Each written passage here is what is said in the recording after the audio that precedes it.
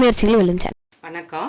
இன்னைக்கு நம்ம ஒரு சுவையான டேஸ்டான தள்ளுவண்டி ஸ்டைல் தக்காளி சட்னி வந்து நம்ம எப்படி செய்யலாங்கிறத பார்க்கலாம் வாங்க. அதுக்கு தேவையான பொருட்கள் நம்ம பார்க்கலாம். தக்காளி வந்து ஒரு 10 தக்காளி எடுத்துக்கோங்க. நல்ல பழுத்த தக்காளியாக நீங்கள் எடுத்துக்கோங்க. பெரிய வெங்காயம் வந்து ஒரு 4 பெரிய வெங்காயம் வந்து எடுத்துக்கோங்க. மிளகாத்தூள் வந்து உங்களுக்கு எவ்வளோ காரம் தேவையோ அந்த அளவுக்கு வந்து மிளகாத்தூள் எடுத்துக்கோங்க. மல்லித்தூள் வந்து 1 ஸ்பூன் எடுத்துக்கோங்க. மஞ்சத்தூள் வந்து ஒரு 1/2 ஸ்பூன் எடுத்துக்கோங்க. பூண்டு வந்து ஒரு 6 பல்லு தோல் நீக்கி எடுத்துக்கோங்க. கருவேப்பிலை உங்கள் கைப்பிடி அளவுக்கு எடுத்துக்கோங்க. இது வந்து இட்லி மாவு. இது வந்து உங்கள் வீட்டில் குழம்பு கரண்டி இருக்கும் பாருங்கள், அந்த அளவுக்கு வந்து ஒரு கரண்டி மட்டும் நீங்கள் இட்லி மாவு எடுத்துக்கோங்க. உப்பு வந்து தேவையான அளவு எடுத்துக்கோங்க. இப்போ வந்து தள்ளுவண்டி ஸ்டைல் வந்து தக்காளி சட்னி எப்படி பண்ணலான்னு பார்க்கலாம் வாங்க.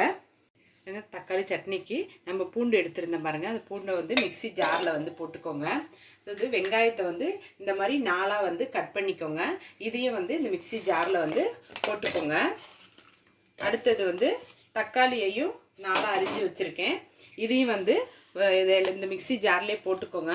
போட்டுட்டு இதை வந்து நம்ம வந்து நைஸாக வந்து அரைக்கணும். நான் இதை நைஸாக அரைச்சிட்டு உங்களுக்கு காட்டுறேன் பாருங்க. மிக்சி ஜாரில் தக்காளி வெங்காயம் பூண்டு எல்லாம் போட்டோம் பாருங்கள், அது நல்லா நைஸாக இந்த அளவுக்கு நீங்கள் வந்து அரைச்சிக்கோங்க. இதை வந்து அடுத்தது தாளிக்கணும். நான் அடுத்தது காட்டுறேன் பாருங்க. அடுப்பை பற்ற வச்சுட்டு இது மாதிரி ஒரு கடாய் போட்டுக்கோங்க. நான் வந்து எண்ணெய் எடுத்துக்கிறது வந்து நான் சொல்ல மறந்துட்டேன். நீங்கள் வந்து நல்லெண்ணெய் இல்லைன்னா ஆயில், ரீஃபைண்ட் ஆயில் எதுவாக இருந்தாலும் எடுத்துக்கோங்க. இதை வந்து இதில் ஊற்றிக்கோங்க.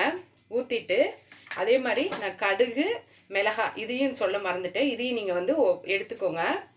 இதையும் போட்டுட்டு இந்த கடுகு வந்து நல்லா வெடிக்கணும். வெடித்ததுக்கப்புறம் அடுத்தது என்னன்னு சொல்கிறேன் பாருங்க. நம்ம கடுகு போட்டிருந்தோம், அது நல்லா வெடிச்சிருச்சு.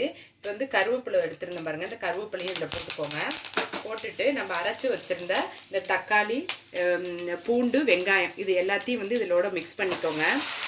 போட்டுவிட்டு நல்லா வந்து இதில் வந்து தண்ணி வந்து நல்லா 2 டம்ளர் தண்ணி வந்து ஊற்றிக்கோங்க. இது வந்து தண்ணியாக இருந்தால் தான் இந்த இது இட்லி தோசைக்கெலாம் நம்ம சாப்பிட்டோம்னா அவ்வளோ டேஸ்ட்டாக இருக்கும். இதில் வந்து நம்ம எடுத்து வச்சுருந்த மிளகாத்தூள் இருக்குது பாருங்கள், இதை போட்டுக்கோங்க.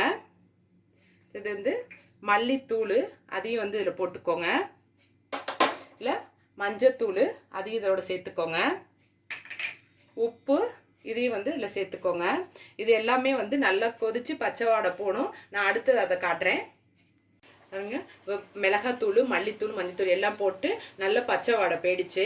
இப்போ வந்து இந்த நம்ம மாவு இட்லி மாவு எடுத்துருந்தேன் பாருங்கள், அதை வந்து இதோட மிக்ஸ் பண்ணிக்கோங்க. இது வந்து ஒரு 10 நிமிஷம் வந்து நல்லா கொதிக்க விடணும். இதை எல்லாத்தையும் சுத்தமாக வலிச்சு விட்டுக்கிறேன். வலிச்சு விட்டுட்டு இதை வந்து கரண்டியால் நல்லா வந்து இதை வந்து கிளறிக்கோங்க. இது ஒரு 10 நிமிஷம் நான் கொதிச்சதுக்கப்புறம் நான் அடுத்தது காட்டுறேன் பாருங்க. மாவு ஊற்றி நான் கைவிடாமல் நல்லா கிளறி விட்டுவிட்டேன். அதே மாதிரி நீங்கள் வந்து அடுப்பை வந்து நல்லா ஃபுல் ஃப்ளேமில் வச்சுட்டு நல்லா கரண்டியை வந்து இப்படியே விட்டு கலக்கிவிட்டே இருங்க. அப்போ தான் அந்த மாவோட அந்த கட்டியெல்லாம் வரும். அப்போ வந்து அது கரெக்டாக வந்து நமக்கு வந்து கரைஞ்சிரும். ஒரு 10 நிமிஷம் நல்லா கொதிச்சிருச்சு. நம்ம தள்ளுவண்டி ஸ்டைல் தக்காளி சட்னி வந்து நமக்கு ரெடி ஆகிடுச்சு. இதை வந்து இட்லி தோசை சப்பாத்தியோடலாம் தொட்டு சாப்பிட்டிங்கன்னா அவ்வளோ டேஸ்ட்டாக இருக்கும். இந்த முழு வீடியோவும் பாருங்கள். இந்த வீடியோ உங்களுக்கு பிடிச்சிருந்துச்சுன்னா லைக் பண்ணுங்கள், ஷேர் பண்ணுங்கள். உங்கள் முயற்சிகள் வெல்லும் சேனலுக்கு சப்ஸ்கிரைப் பண்ணுங்கள். நன்றி.